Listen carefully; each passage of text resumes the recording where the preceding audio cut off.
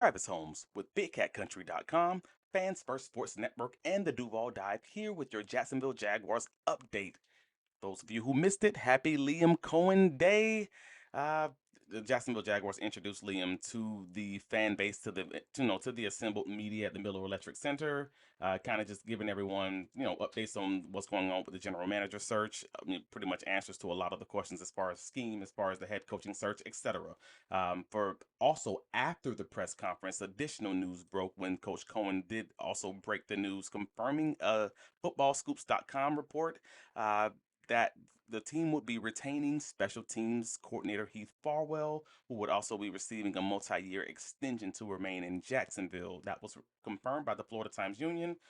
So shout out to them. Also, the Jacksonville Jaguar special teams unit is going to keep going strong as it has been for the last few years, and so that's pretty good news.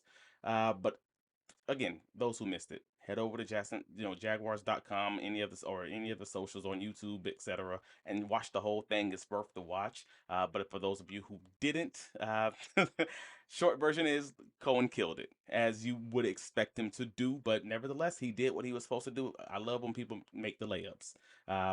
Only thing I say he has to work on is his Duval, because it was a little funny. But if you missed it, head over to the socials. I'm sure you're going to see it on repeat. He did confirm that he will be calling plays. He actually reiterated, I will be calling football plays, in case anybody thought he coached soccer. But Tony Baselli, owner Shad Khan did confirm that they are looking into the specifics, with the NFL. They're looking into the rules associated with, what the clarity in the rules and how the structure moving forward as far as Tony Baselli's having an official role with the organization. But for the most part, it sounds like that's the that's the end point. They're saying that they're going to have a position, but they're just checking in with the league as far as the rules are and what they have to follow to kind of make that happen. So coming down the line, Tony Baselli seems likely that he's going to have an official role within the Jacksonville Jaguars front office. Cohen talked about, he discussed the fact that this isn't a four-win team, even though that's what the record is, and kind of just how do we go about actually winning games and not losing them, like the Jacksonville Jaguars kind of have historically done for these past few years. How can we flip going 3-10 in those one-score games and being something closer to maybe what the Kansas City Chiefs are in 12-0 in one-score games? He mentioned that he wanted the team to be fundamentally sound, attacking, situational masters. Again, that goes back to those one-score games. That's how you win that. Winning the individual fourth down situations. Because when you lose those types of games, it's because you lost 1 to 2 plays in a game. Like that is the difference between a terrible team and a great team sometimes. So I'm in agreement with him on that. Uh, he mentioned on multiple occasions that he's a fan of players, not plays. And if you've seen any of his past interviews, he kind of reiterates that all the time. So it seems like that's a core tenet of his. He's seemed to be very excited about the fact that the Jaguars have 20 draft picks over the next 2 years. So that seems to give him some confidence in how we're going to be able to build this thing up. Specifically, it's looking at that defensive line and offensive line. Kind of, he did discuss that also.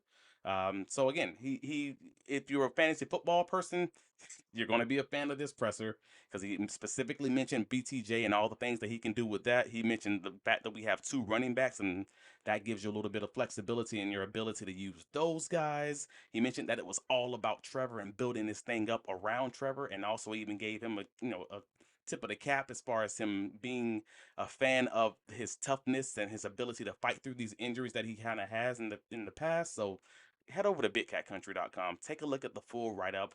It's worth your time, I promise you. One of the few things that they didn't touch on is what's going on with the defensive coordinator search. I know the team reportedly interviewed Minnesota Vikings defensive pass game coordinator and DB coach Durante Jones for their open DC role. That took place earlier today. So again, head over to BigCatCountry.com. We'll have the full write up. We'll have all your updates.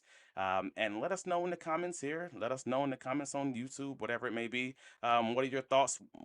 What were your takeaways from this? Like anything that I missed, anything that you want to talk about, let us know. Rate and review us. Love you guys. Later.